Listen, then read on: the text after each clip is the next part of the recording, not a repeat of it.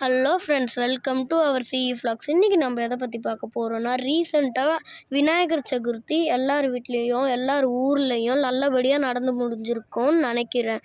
பெரிய பெரிய சிலை வாங்கி எல்லார் ஸ்ட்ரீட்லேயும் வச்சு நல்லா வழிபட்டிருப்பீங்க.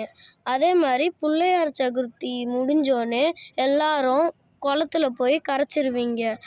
ஆனால் பெங்களூர்லேயும் மராட்டிலையும் மகாராஷ்டிரா சைடில் இன்னும் பிள்ளையார் சிலையை வச்சு வழிபடுறாங்க. ஏன்னு கேட்டால் தீபாவளி தசரா பண்டிகை வரைக்கும் அங்கே வச்சுருக்காங்க. ரொம்ப நாள் வச்சு நல்லா பூஜை பண்ணி ட்ரம்ஸ் எல்லாம் அடித்து அப்புறமா கொண்டு போய் கரைப்பாங்களாம். அதே மாதிரி உங்களுடைய ஃபேவரட் காட் என்னன்னு கமெண்ட்டில் சொல்லுங்கள். மறக்காமல் சப்ஸ்கிரைப் பண்ணுங்கள்.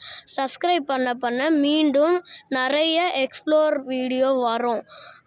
அதே மாதிரி லைக் பண்ணுங்கள், ஷேர் பண்ணுங்கள். அதே மாதிரி எல்லாருக்கும் பிள்ளையார் சதுர்த்தி பற்றி தெரியாதவங்களுக்கு இந்த வீடியோவை ஷேர் பண்ணுங்கள். நிறைய பொருட்களில் தேங்காய், மாங்காய், கத்திரிக்காய், வெஜிடேபிள்ஸ், ஃப்ரூட்ஸ் அண்ட் சாக்லேட்ஸ் எல்லாத்துலேயும் பிள்ளையார் க்யூட்டாக செஞ்சுருக்காங்க. இந்த வாட்டி எங்கள் ஸ்ட்ரீட்டில் தேங்காயிலே செஞ்சாங்க. ஆனால் தேங்காவை திருப்பி பிரித்து எங்ககிட்டே கொடுத்துட்டாங்க. அது ரொம்ப நல்லா இருந்துச்சு. உங்கள் ஸ்ட்ரீட்டில் என்ன மாதிரி பிள்ளையார் வச்சாங்கன்னு சொல்லுங்கள். அதே மாதிரி உங்களோட ஃபேவரட் காட் என்னன்னு சொல்லுங்கள். மறக்காமல் லைக் பண்ணுங்கள், ஷேர் பண்ணுங்கள், சப்ஸ்கிரைப் பண்ணுங்கள்.